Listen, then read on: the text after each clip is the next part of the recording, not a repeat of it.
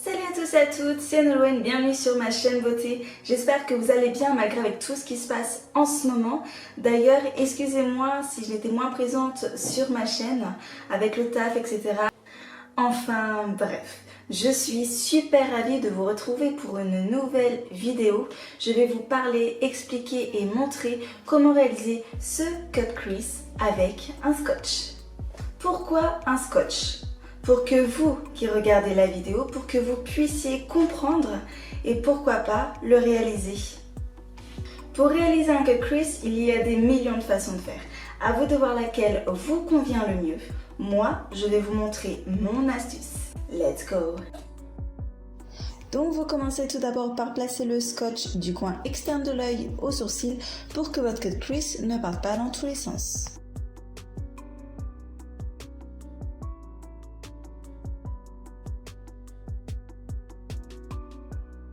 Voilà ce que ça donne. Je vais avant toute chose appliquer une base pour que les couleurs ressortent plus facilement.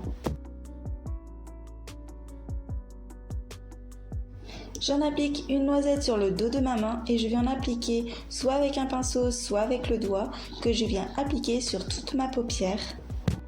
Pour toutes celles qui se le demandent si la base à paupières est utile ou pas, alors pour moi oui, je ne peux pas faire de maquillage sans base à paupières. Je vous conseille d'essayer un œil sans et un œil avec et vous verrez honnêtement de quoi je parle. Une fois appliqué la base, je viens commencer par prélever mes couleurs. Moi, je vais prendre une couleur jaune qui vient de la palette La Roque. Cette palette, je l'utilise tout au long de la vidéo si vous le demandez. Je viens prendre un pinceau boule et je viens l'appliquer dans le creux de mon œil, dans le coin interne.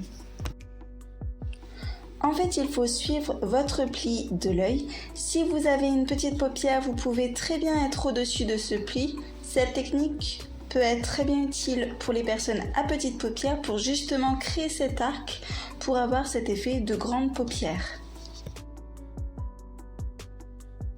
Je reprends de la matière si je veux avoir plus d'intensité à mon make-up. Ensuite, je viens faire la même chose avec la couleur orange. Vous venez simplement placer la couleur et je viens l'estomper après. En fait, je viens tout d'abord placer mes couleurs, puis ensuite j'estompe. S'il faut en remettre, j'en remets et je restompe. Faire ceci jusqu'à avoir le résultat souhaité. En tout cas, dans cette vidéo, j'ai vraiment voulu jouer avec les couleurs. En tout cas, pour ce style de make-up, vous pouvez prendre n'importe quelle couleur. Ça peut être un cut crease avec une seule couleur, du nude par exemple, ou quelque chose de plus intense. Il n'y a surtout pas de limite de couleur, mais je vous conseille, comme tout autre maquillage, de mettre la couleur la plus claire dans le coin interne et la couleur la plus foncée de la mettre à l'extérieur pour créer justement ce volume d'œil ouvert. Pour continuer ce maquillage, je viens prendre la couleur violet, légèrement foncée, toujours avec la même palette. Je viens l'appliquer vraiment au toucher de la couleur orange. Je me suis arrêtée avant le scotch pour laisser la place à la dernière couleur, mais j'aurais très bien pu continuer à appliquer cette couleur jusqu'au bout et mettre une couleur plus foncée par-dessus. Mais bon voilà, j'ai voulu faire comme ça. Comme je vous l'ai dit, il n'y a pas vraiment de règles, simplement respecter l'emplacement des couleurs claires et foncées. Comme vous le voyez, je n'estompe pas tout de suite. Vous pouvez estomper chaque couleur petit à petit. Mais moi, en tout cas, pour cette vidéo, j'estomperai une fois mes couleurs placées. Enfin, je viens mettre la couleur bleu foncé que je viens appliquer jusqu'au scotch cette fois-ci. N'hésitez pas à monter la matière légèrement. Avant que vous vous le demandez, j'ai utilisé le même pinceau du début à la fin. J'ai bien sûr, entre chaque couleur, nettoyé mon pinceau avec un nettoyant pinceau qui ne prend que quelques secondes. En parlant de pinceau, je vous conseille d'utiliser un pinceau boule, mais pas trop volumineux si vous voyez ce que je veux dire. Le mien vient de la marque Paris Saxe numéro 32.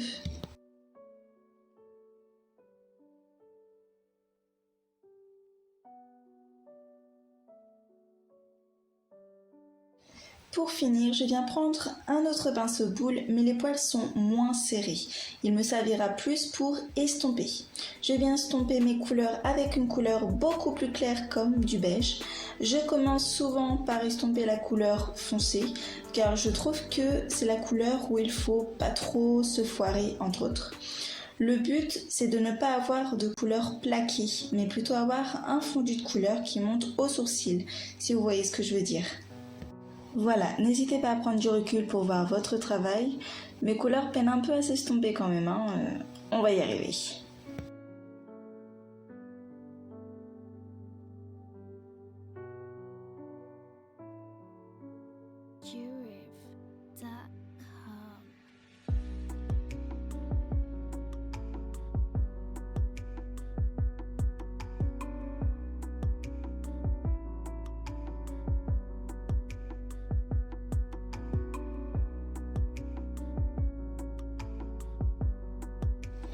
Comme je vous l'ai dit, n'hésitez pas de reprendre de la matière puis de le réestomper.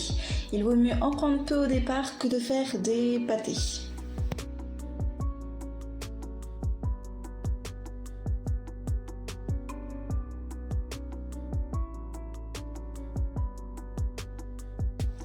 Voilà, enfin, on arrive enfin au résultat que je veux. Honnêtement, je suis super ravie de ce résultat du violet. Après, personnellement, malheureusement, les couleurs, je ne les trouve pas assez pigmentées. Mais bon. C'est pour cela d'ailleurs que j'en rajoute et j'en rajoute. C'est juste dommage, quoi. Ensuite, une fois avoir fait ceci, passe au moment que je préfère, qui est plus technique d'après moi. Je viens prendre mon fond de teint et un pinceau plat et je viens nettoyer mon œil et me créer justement cet arc.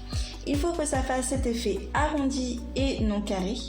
Je viens créer une petite pointe au scotch également pour encore une fois avoir l'impression d'avoir un œil grand ouvert et d'avoir cet aspect œil de biche qui va suivre avec le liner. Ensuite, je viens appliquer un anti-cerne car mon anti-cerne est plus couvrant que mon fond de teint et je ne veux surtout pas que l'on voit ma couleur de peau et je souhaite avoir un résultat homogène et parfait, même si je trouve que la perfection n'existe pas forcément.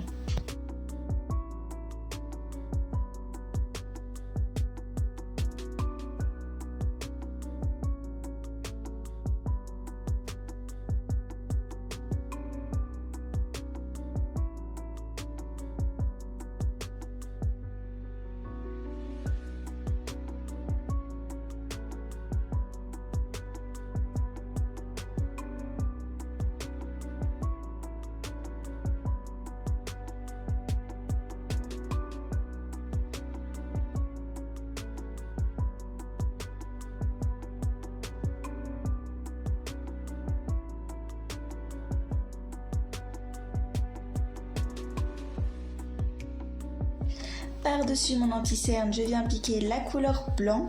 Encore une fois, j'aurais pu mettre une autre couleur. Je viens surtout l'appliquer en tapotant pour essayer de créer plus d'intensité à cette couleur. J'en applique vraiment sur toute la paupière.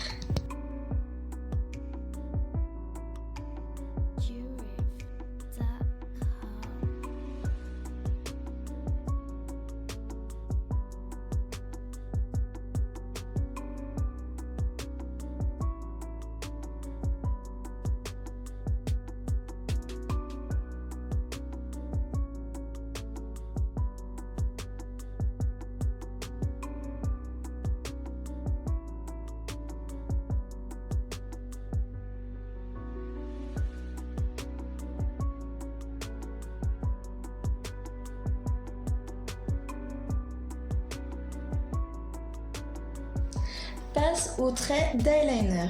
J'utilise un eyeliner avec un embout fin et maniable. Vous pouvez commencer à l'endroit que vous souhaitez. Vous choisissez également votre grosseur de trait. Donc moi je commence par tracer un trait en ras de cils, surtout que je n'ai pas une grande paupière. Je viens tracer en ras de cils par l'intérieur puis l'extérieur. Ayez la main très légère, c'est très important. Il faut que vous choisissez quand il faut appuyer sur la pointe et quand il ne le faut pas. Voilà, il ne faut pas faire un trait d'un seul coup, il faut le faire par à-coups.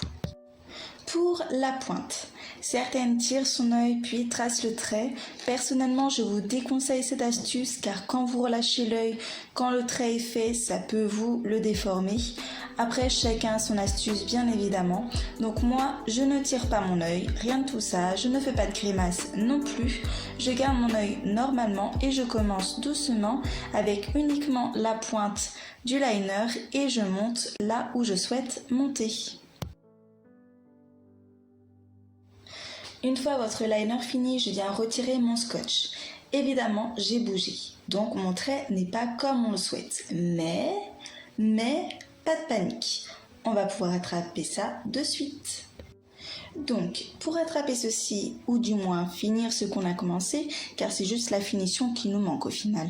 Donc, vous voyez la limitation du scotch. Il n'y a plus qu'à suivre cette ligne, tout en ayant la main hyper légère et le travailler uniquement avec la pointe du liner.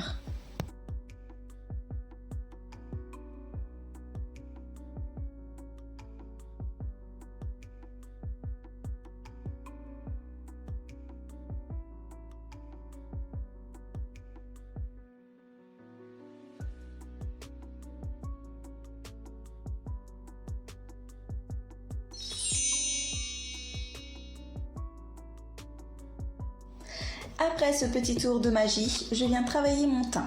Donc avant de faire n'importe quel maquillage, j'applique un fond de teint et je fais mes sourcils. Avant de faire mon ras de cils inférieur, je continue mon teint, mais ça c'est comme bon vous semble. Donc moi, j'ai des imperfections au niveau de l'ovale du visage, je viens appliquer une base verte pour neutraliser les rougeurs, boutons, etc.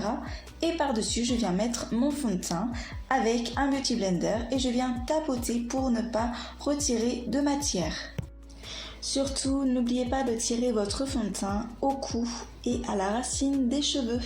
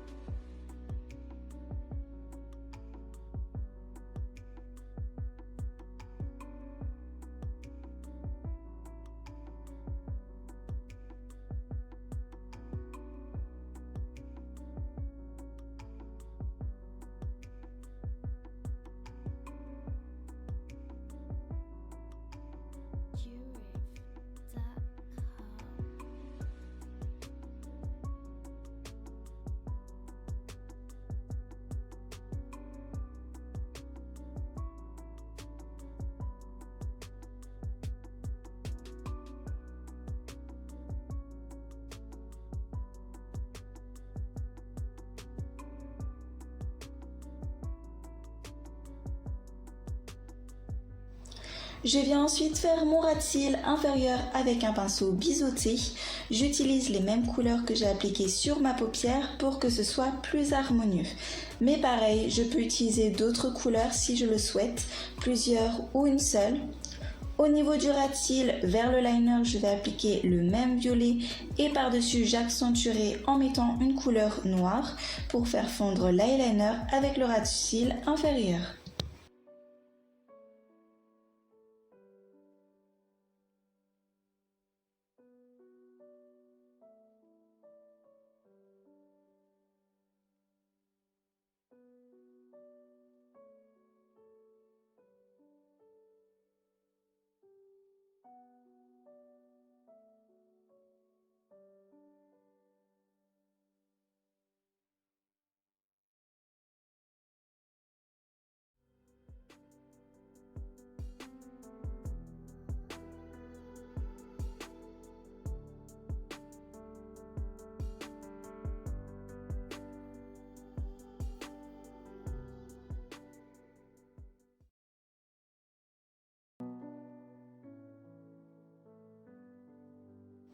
Je viens finir mon teint avec la poudre libre qui va permettre de faire tenir mon teint, d'éviter toute brillance et d'avoir un rendu plus naturel.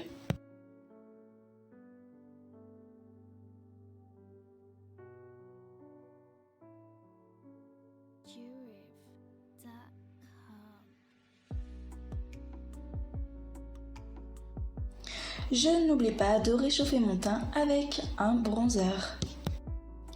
Donc vraiment, on pourrait croire que j'en applique partout, mais non. Ça fait la forme de 3. Front, creux de joue et ovale du visage. Simplement.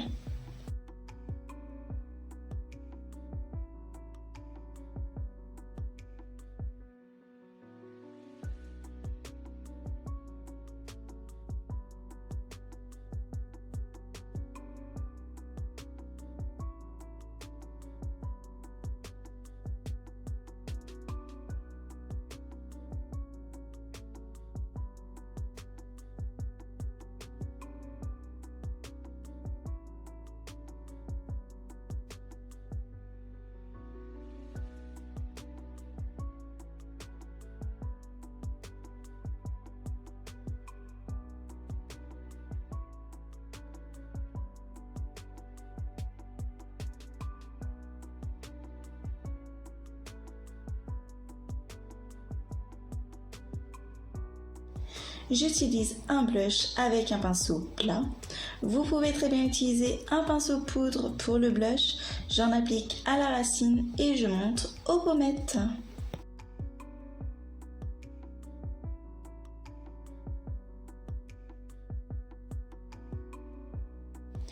On n'oublie pas une petite touche de lumière avec un highlighter. Là vous avez le choix, soit vous en appliquez avec le doigt ou soit au pinceau.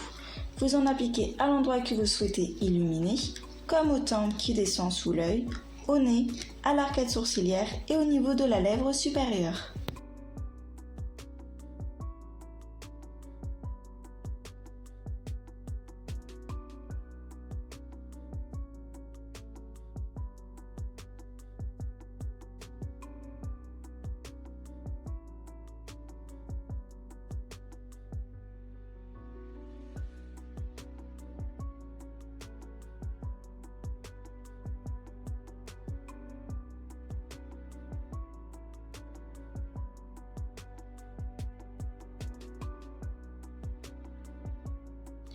Pour dessiner la lèvre, j'ai pris un rouge à lèvres normal et je viens seulement l'appliquer avec un pinceau à lèvres pour dessiner parfaitement ma lèvre. Et ensuite, pourquoi pas appliquer le rouge à lèvres directement sur mes lèvres pour donner plus de peps.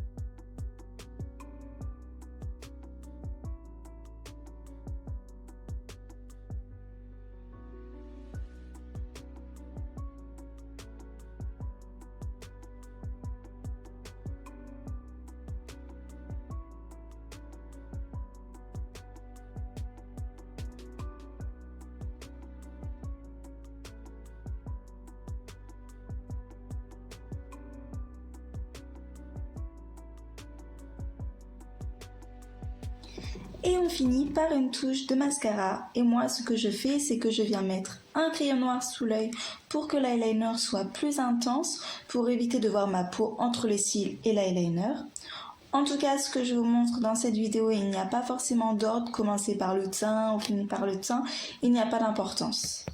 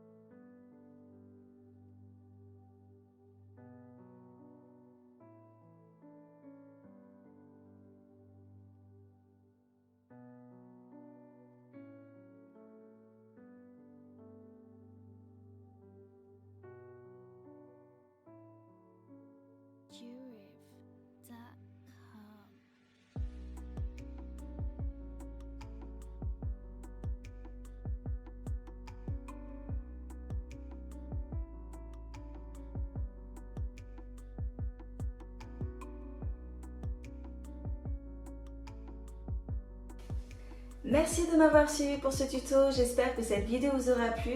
N'hésitez pas à me dire en commentaire de ce que vous en avez pensé et de me poser des questions si vous en avez. Sur ce, je vous invite à aimer ma vidéo en cliquant sur le petit pouce vers le haut et à vous abonner à ma chaîne. N'hésitez pas à activer les notifications pour être averti d'une nouvelle vidéo. Je vous souhaite une excellente journée et à très bientôt pour une nouvelle vidéo.